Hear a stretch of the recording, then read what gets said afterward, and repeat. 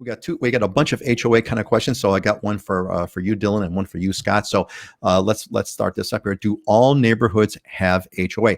HOA stands for what's HOA stand for? Homeowners Association? Homeowners Correct. Association, right? Yeah. Correct. Okay. Homeowners associations. Do all neighborhoods have HOA?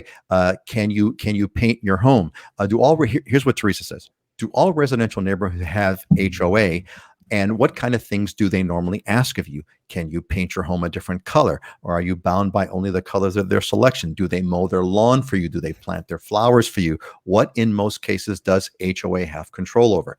I've got my Big Island background here, so that's a trigger for you, Dylan. What's your answer on the HOA piece?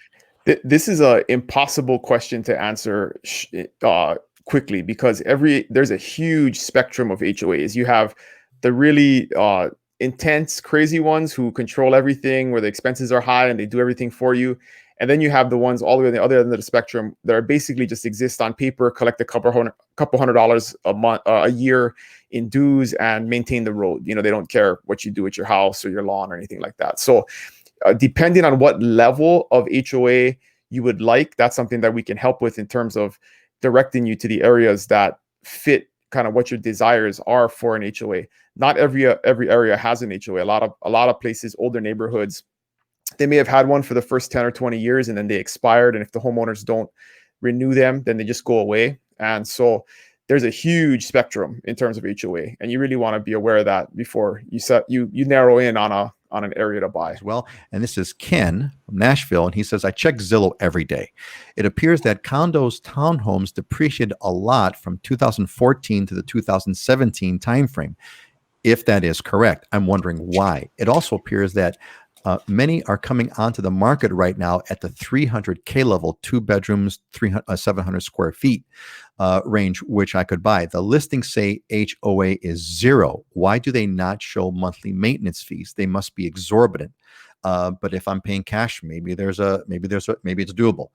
Your comment. So Scott, give me a sense of, hit the HOA question first that Teresa had given us. What's the range of, what's the HOA thing like? And then what do you say to Ken's questions here about depreciation, prices? Why don't they show HOA fees? I look myself on Zillow, and I usually don't see the HOA fees on those listings. So shed some light here, Scott. Yeah. So let me start on the HOA portion. All the newer developments out here have a HOA in place. They have a maintenance fee, and the older subdivisions on Oahu don't have them. So you're not going to have a maintenance fee. You're going to be city and county building restrictions and ordinances, so you don't have to worry about that, such as Kailua, In Town, Pololo, St. Louis Heights, et cetera.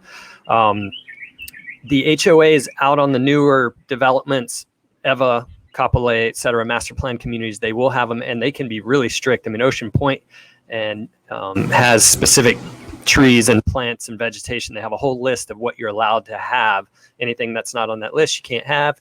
They've gotten pretty strict out there lately. I've had a couple of fine incidences with clients that I'm trying to navigate them through, because I've created associations and condominiums and stuff. I know that process and how to navigate it. But yes, they have specific paint colors that you're allowed to do.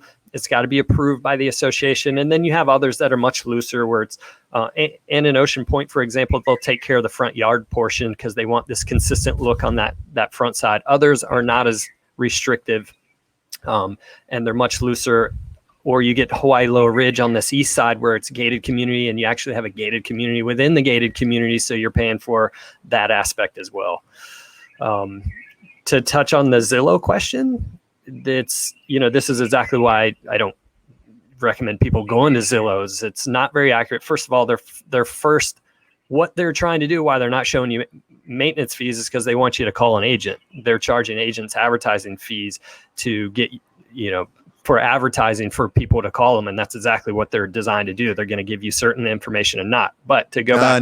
I never thought about the make you call them angle. I always wondered about that. But that's what it is. Because the reality is depending on the website, we all do a data feed from the MLS, right? That's how we show our properties. It's all data. And it's just that every site is different on how they display that data to the consumer.